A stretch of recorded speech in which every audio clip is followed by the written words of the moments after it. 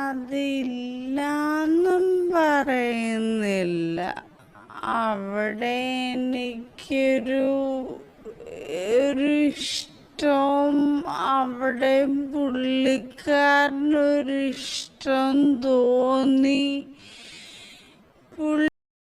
പുള്ളിക്കാരനും എൻ്റെ അടുത്തൊരു ഇഷ്ടം തോന്നിയായിരുന്നു. പക്ഷേ പരസ്പരം ഇഷ്ടപ്പെട്ടു പോയതാണ്. ശരിക്കും പോയതേ അല്ല. ലീഗലി കല്യാണം കഴിച്ച ഒരാളെ ഡിവോഴ്സ് ചെയ്യാതെ ഒരാളോട് പോകാൻ പറ്റുമോ? ഒരിക്കലും ചെയ്യാൻ പറ്റത്തില്ല. പക്ഷെ ഇയാളെ പേടിപ്പിക്കാൻ വേണ്ടി ചെയ്തൊരു അല്ല. ഇനിയിപ്പോൾ ആൾക്കാർ ഇത് വിട്ട് പറഞ്ഞോണ്ട് എന്നെ വാരുമായിരിക്കും. അവൻ്റെ സ്വന്തം മോക്ക് 17 വയസ്സേ ഉള്ളൂ. ആ കുഞ്ഞിൻ്റെ സ്വന്തം പ്രായമുള്ള കുഞ്ഞിനെയാണ് ഇവൻ കൊണ്ട് യൂസ് ചെയ്തത്. ഇപ്പം എനിക്കിവിടെ പറയാൻ പറ്റുന്നില്ല. വലിയ വലിയ പ്രമുഖമായ ആൾക്കാരെ വരെ ഇവരും വിളിച്ചിട്ട്, എനിക്ക് വർക്ക് തരാൻ പോകുന്ന ആൾക്കാരെ വിളിച്ചിട്ട് എൻ്റെ പെണ്ണുപിള്ളെ നീ വെച്ചുകൊണ്ടിരിക്കുകയാണോടാ എന്നൊക്കെ ചോദിച്ചുകൊണ്ട് ഇവരെ അങ്ങ് ഭീഷണിപ്പെടുത്തുക. സത്യം ചേട്ടാ, ഞാൻ പുതപ്പിട്ടിട്ട് രാത്രികളിൽ എൻ്റെ മോനെ വയറ്റിലിട്ട് ഞാൻ കരഞ്ഞിട്ടുണ്ട്. ഫോണിനെടുത്തിട്ട് ഞാനിത് കേട്ടിട്ട് ഞാൻ കേൾക്കുന്ന വാക്കുകൾ ഒരു പെണ്ണും കേൾക്കാൻ പറ്റാത്ത വൃത്തികെട്ട. വേണ്ടെന്ന് വെച്ചാൽ ഞാൻ ആരോടെ പോയി ജീവിച്ചാൽ ഇയാൾക്ക് എന്താ ഇയാൾ നല്ലതായിരുന്നെങ്കിൽ നമ്മൾ ഒരിക്കലും വേറൊരു ആളോട് പോകേണ്ട ഒരാവശ്യമില്ല.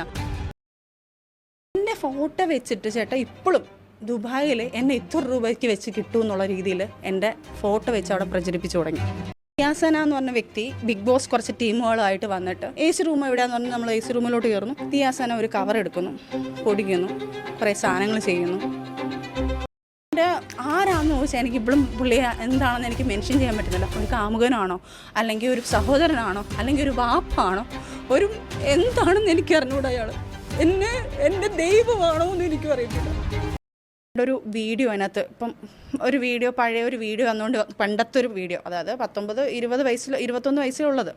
ആ ടൈമിൽ ഒരു വീഡിയോ വന്നിട്ടുണ്ട്. ഇപ്പം ഫിറോസ്, ഞാൻ ഒരാളുമായിട്ട് ഞാൻ ഇറങ്ങിപ്പോയി, എനിക്ക് വേണ്ട എന്നൊക്കെ പറഞ്ഞുകൊണ്ട് ഞാൻ എഴുതുന്ന ഒരു വീഡിയോ വന്നിട്ടുണ്ട്. അതുള്ളത് തന്നെയാണ്. കാരണം എനിക്ക് ഇയാളെ വേണ്ടാന്ന് വെച്ച് ഇയാൾ എൻ്റെ അടുത്ത് കാണിച്ച വേദന തിരിച്ച് ഞാൻ മനസ്സിലാക്കാത്ത അന്നത്തെ ഒരു പൊട്ടത്തരത്തിൽ ഞാൻ കാണിച്ച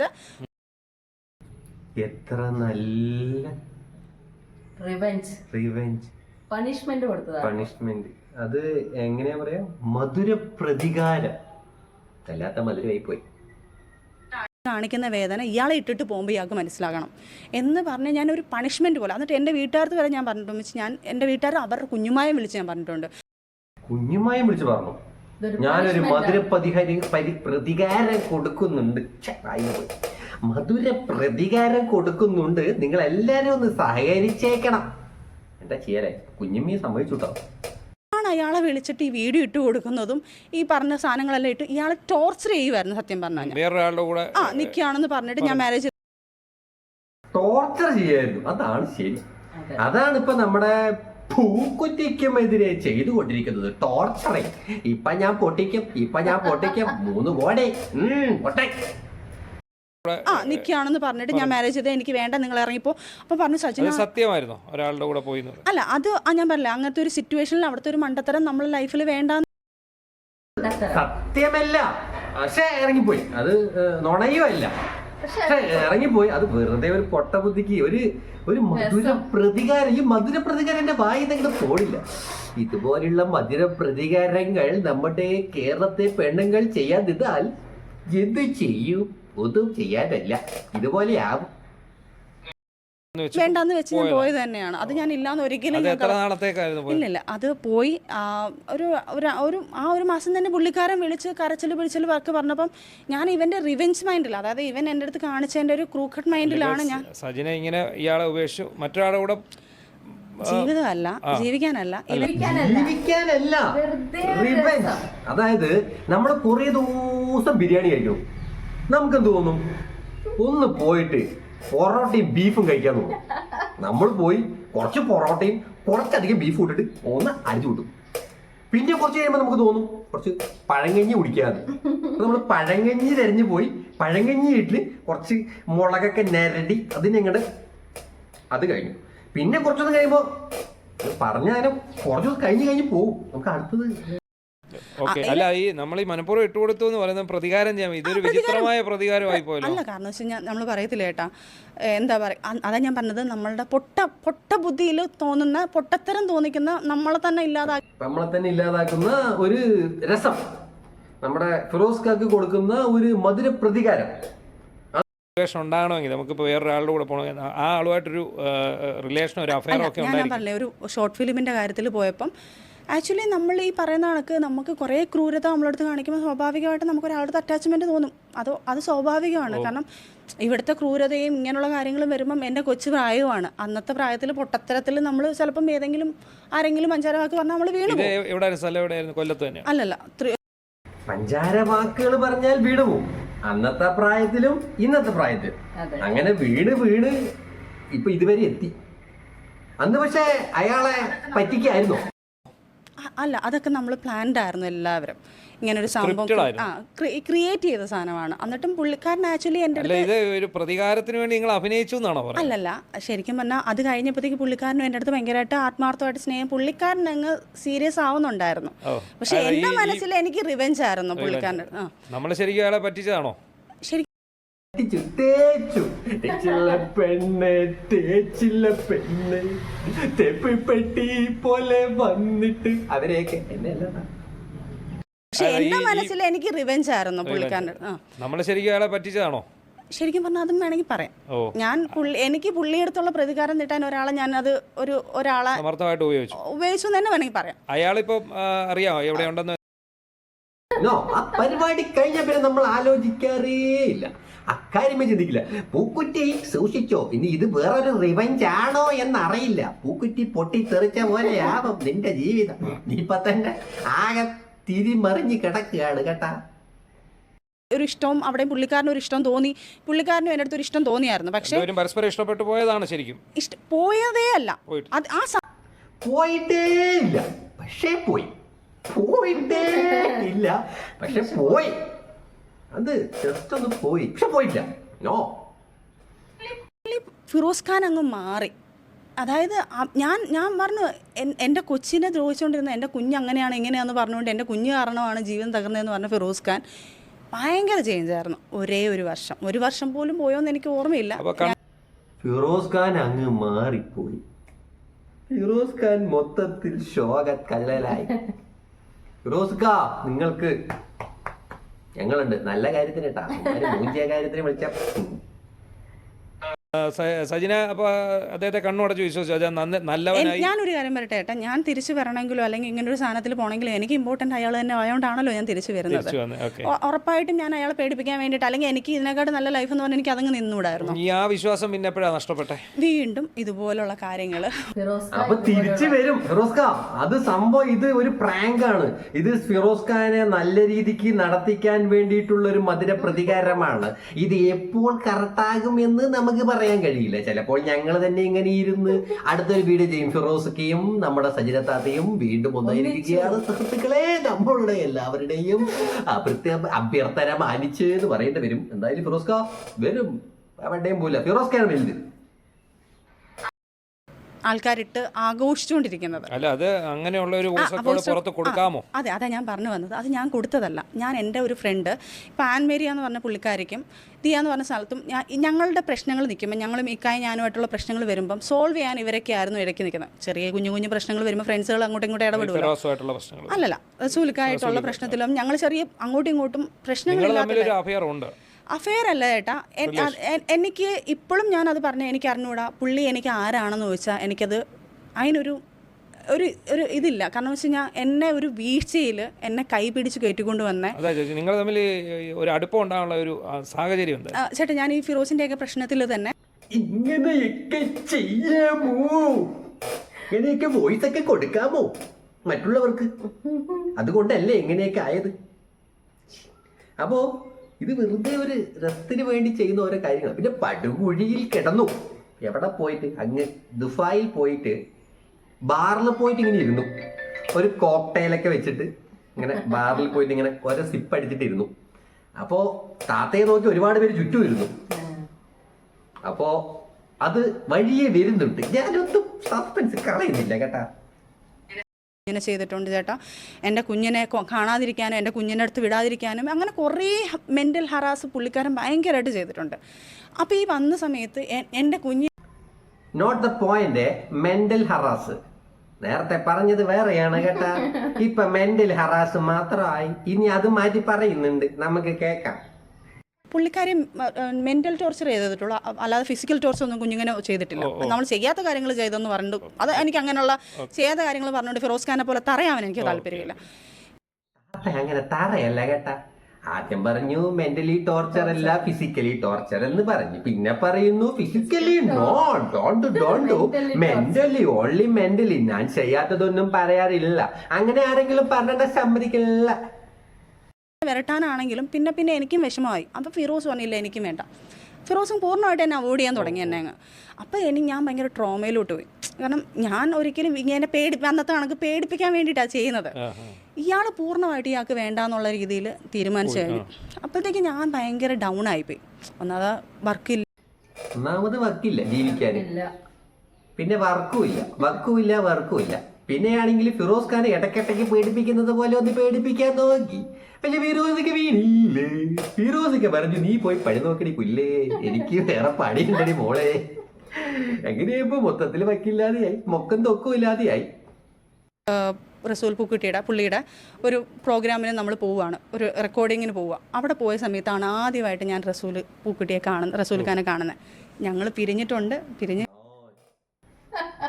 ആദ്യമായിട്ട് കാണാൻ ആക്രാന്ത്. അങ്ങനെ പുള്ളിയുടെ വർക്കിന് എൻ്റെ ആവശ്യത്തിനല്ല, പുള്ളിക്കാരിയുടെ ഒരു റെക്കോർഡിങ്ങിന് വേണ്ടി നമ്മൾ പോയതാണ്. പോയപ്പോഴത്തേക്ക് പുള്ളിക്കാരനെ ആദ്യമായിട്ട് കാണുന്നു.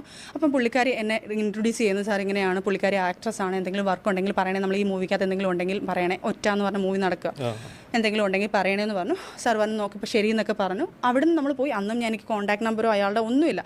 ഓക്കെ സാർ, ഞാൻ ഭയങ്കര ബഹുമാനിച്ച് തന്നെ സംസാരിച്ചു.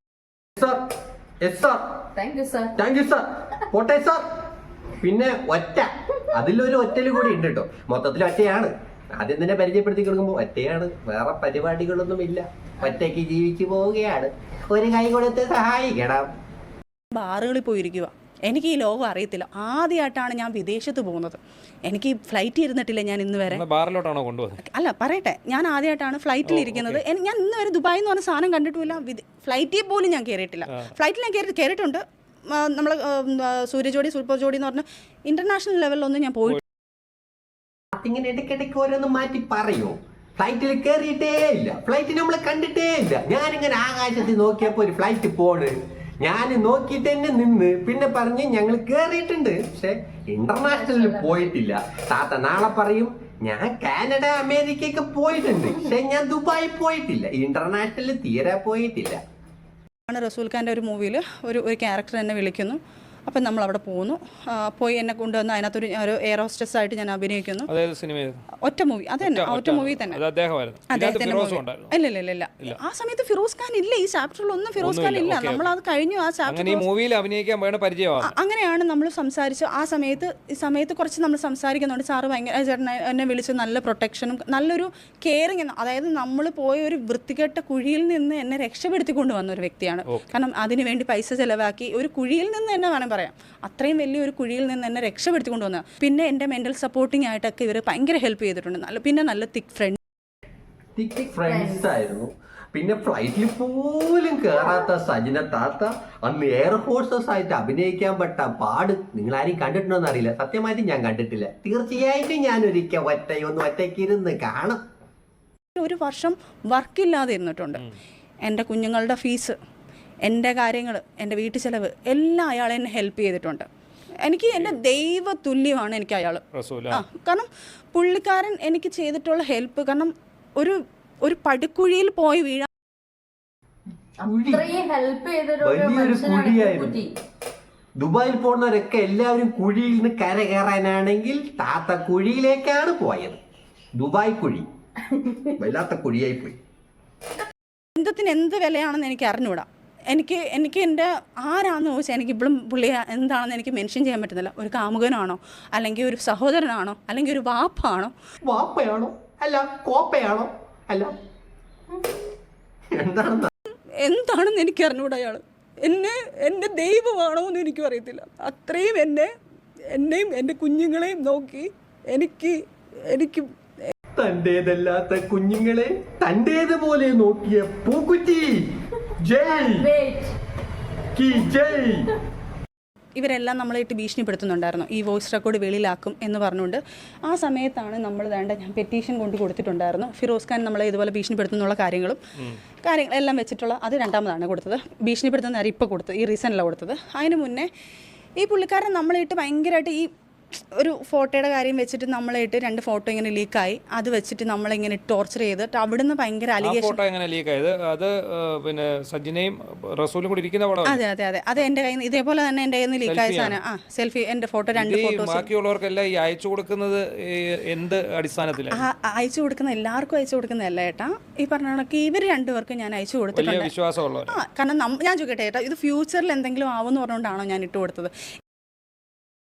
നേരത്തെ പറഞ്ഞത് എന്റെ ഫോൺ ഹാക്ക് ആയി പോയി എന്നാണ് പറഞ്ഞത്. ഇപ്പൊ പറയുന്നു ഇവർക്കൊക്കെ അയച്ചു കൊടുത്തിട്ടാണ് അത് ലീക്ക് ആയെന്ന്. അല്ല അതില്ലേ ബ്യൂട്ടിഫുൾ മൂമെന്റ്സ് എല്ലാവരിലേക്കും ഒന്ന് ഷെയർ ചെയ്യണ്ടേ അല്ലേ?